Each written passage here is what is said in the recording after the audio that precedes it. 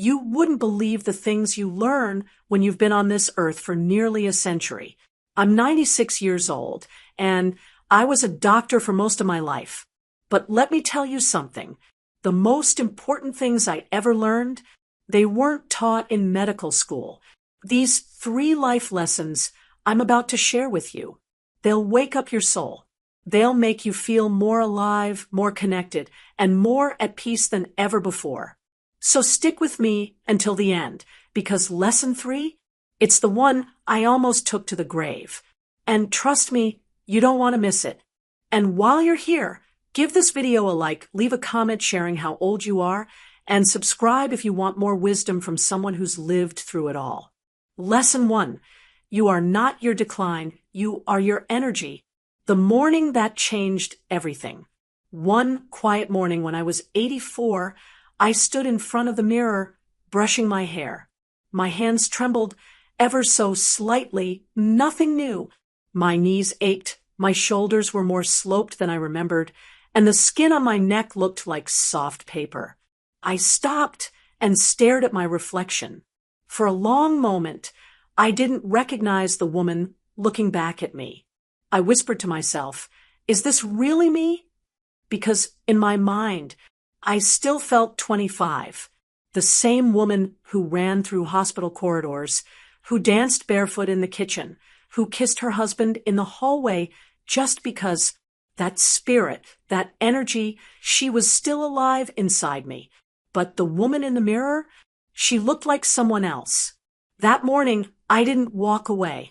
I looked into her eyes, not her wrinkles, not her fading color, but her eyes. And there, I saw her again.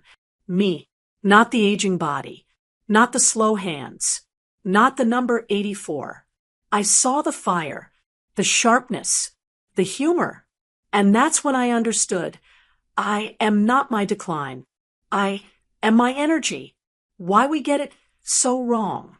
We live in a world obsessed with youth. Smooth skin, flat stomachs, hair that never turns gray. We're taught that getting older is a curse, that decline defines you. Even in medicine, we were trained to chase symptoms, to treat the failing parts, and ignore the vibrant whole. But I'll tell you something I learned far too late. There are people in their 30s who walk around already dead inside. They've given up. They're disconnected, bitter, living without wonder. And I've met 92-year-olds and walkers who sparkle when they talk about jazz, who light up when you ask them about their childhood, who flirt with the nurse just for fun. Aging isn't dying. Aging is a changing of the container. But the soul, the spirit, it's ageless. How to feed the energy that keeps you alive. So, how do you stay alive inside? How do you keep that energy burning even when the body slows? You feed your curiosity. You keep asking questions. You make friends with younger people and older ones too. You talk to strangers in grocery lines. You walk outside and actually look at the trees. You listen to music that moves you. You take naps when you need them, but you wake up with intention. You don't let the world tell you that your chapter is finished. You write another one. Because here's the truth, no one tells you. Energy doesn't age. It evolves. And if you protect it, nurture it, it will carry you through pain, through grief, through loneliness. It will make you feel truly alive, even when your bones don't move like they used to. So the next time you catch yourself saying, I'm too old, stop. You're not. You're never too old to become more alive. Not if your soul is still on fire. Lesson 2. Relationships heal more than pills ever could. Maria's story, the patient who changed me. I had a patient once. Her name was Maria. She was 68, came in complaining of headaches, stomach aches, dizziness, fatigue. We ran every test imaginable. CT scans, blood work, hormone panels. Everything came back normal. She came back the next month, and the next, and the next. I changed her medications, adjusted her diet, gave her referrals. Nothing helped. One day, after nearly a year of treating her like a checklist, I sat next to her, instead of a cross. I looked her in the eyes and said, "Maria, who do you talk to at night?" She blinked, and then she started to cry. Not sob, not whimper, just tears running, silent, steady. "No one," she said. "My husband died 7 years ago. My kids live hours away. I don't think I've had a hug in months." And I realized this woman didn't need more medicine. She needed people. The silent epidemic of loneliness. In all my decades as a doctor, I prescribed tens of thousands of pills. But I'll tell you something not one pharmaceutical rep will ever admit. A warm conversation can lower blood pressure faster than most drugs. A heartfelt laugh boosts your immune system. And being seen, truly seen, is more healing than anything I've ever written on a prescription pad. Loneliness is a slow killer, and it hides well. You can be surrounded by people and still feel invisible. You can go through your whole day and not have a single real connection. Older people feel this deeply. Our kids grow up. Friends pass away. Our social circles shrink. And before you know it, the walls close in. It's not just sad. It's dangerous.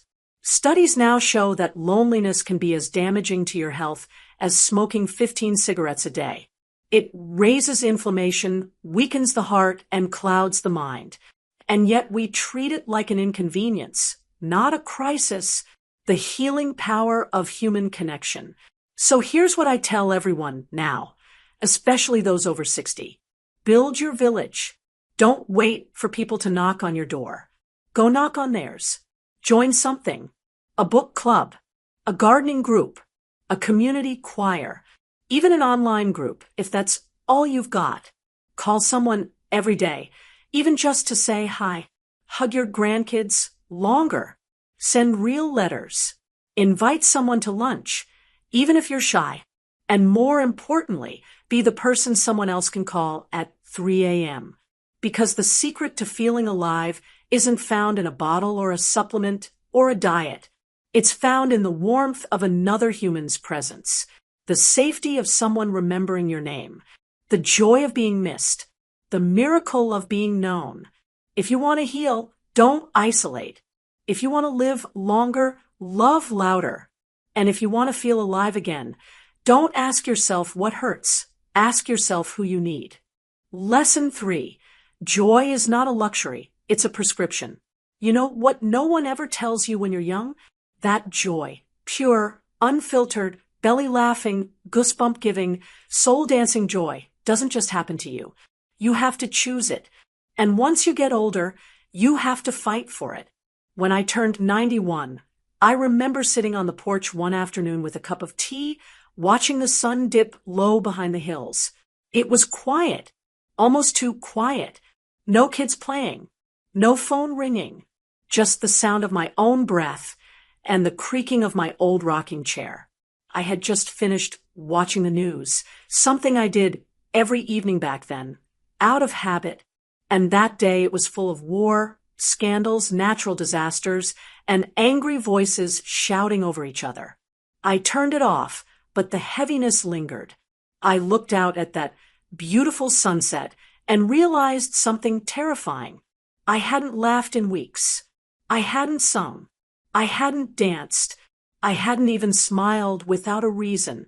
I was existing. I wasn't living. And that terrified me more than anything else. Because for all the things I've seen in my life, wars, famines, births, deaths, marriages, medical miracles, the one thing that always gave me strength was joy. Joy is not a childish thing. It's not silly. It's not optional. It is survival. And somehow, in all the busyness of getting older, of managing medications, of going to funerals, of slowing down and simplifying, I had stopped prescribing it to myself. But the wake-up call came from a 5-year-old girl. My great-granddaughter, Maisie. That day, I was sitting under the big jacaranda tree in my daughter's backyard. I had my hat on, my sweater wrapped tight, and I was quietly sipping lemonade, lost in thought. Maisie ran up to me, barefoot, covered in mud, with wild daisies in her hair and said, "Great Nana, come dance with me." Now, I'll be honest with you. My first instinct was to laugh politely and say, "Oh no, sweetheart, Nana's too old for that." But I looked at her face, that radiant, expectant joy. She wasn't asking me out of politeness. She was inviting me to feel alive. So I stood up. My knees cracked. My back protested. But I took her little hand and stepped into the grass. The music? A tinny old speaker playing something I didn't recognize. The dance? Silly twirls and jumping in puddles. The feeling? Electric. I hadn't felt that alive in years. Not because of the music, not because of the exercise, but because I chose joy. That day changed me. It reminded me that joy isn't a reaction. It's a practice, a habit, a choice you make every single day, especially when you feel like you don't have a reason to. Because here's the thing. People will try to tell you that joy is something you earn, that you have to deserve it, that it comes after the hard work is done, after the grief is processed, after the pain is healed. But that's a lie. Joy doesn't wait for permission. It's the medicine that helps you heal, and it can be found in the smallest things. Laughing until you cry at a joke, only you find funny, listening to the rain hit the roof and letting it lull you to sleep, baking cookies and licking the spoon, even if no one else is around, singing in the shower, loud and off-key, wearing red lipstick or bright socks just because they make you feel mischievous. Joy is a rebellious act in a world that tells you to be quiet, to behave, to act your age. Well, I say forget all that. Joy is your soul's oxygen. Without it, you don't thrive. You just survive. And that's not living. I've known terminal patients with 6 weeks to live who were more joyful than millionaires. Why? Because they understood that joy was all they had left, and it was more than enough. You don't need to wait for a party or a perfect moment to be joyful.